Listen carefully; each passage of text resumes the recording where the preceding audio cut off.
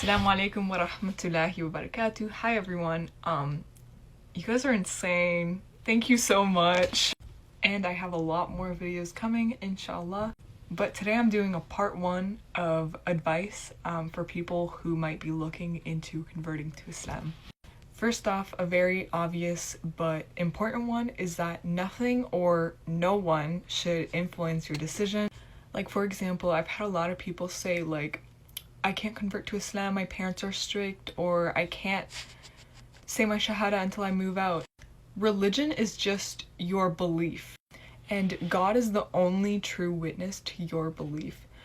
So therefore, if you don't feel comfortable telling your parents that you're Muslim, you don't have to. Your beliefs have nothing to do with your parents. This was just one example, but all that to say, like, don't let anyone dictate what you believe in, because belief is literally just in your brain. Number 2 is to make Muslim friends. It's important to have people there for you, as it can get very lonely at times.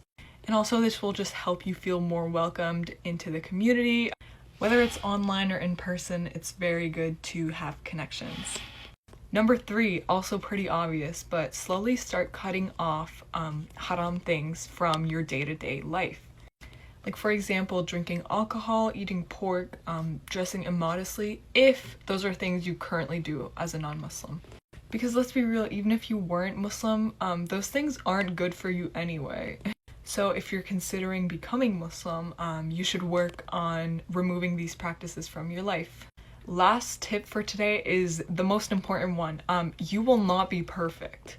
There's no need to perfect your knowledge or acts of worship prior to converting, because the perfect Muslim doesn't exist. Accept Islam as soon as you're convinced that it's the truth, and from there you can build your way up. Don't go too fast. Like, for instance, I'm using this as an example because it's something people come at me for all the time. The hijab. God does not expect you to put it on the second you convert. This does not mean hijab isn't mandatory just because you're a revert. No, it's still mandatory. However, again, it's important to take your time and slowly build your way up, because it's impossible to go from 0 to 100 overnight, especially when you lived your whole life as a non-Muslim. So take your time, as long as you're doing your best to work on yourself for the sake of Allah. That's all that matters. That's all I can fit in this one part, but inshallah I'll make a part 2 with the rest. Assalamu alaikum, peace and love. Stay safe, stay healthy, and kind.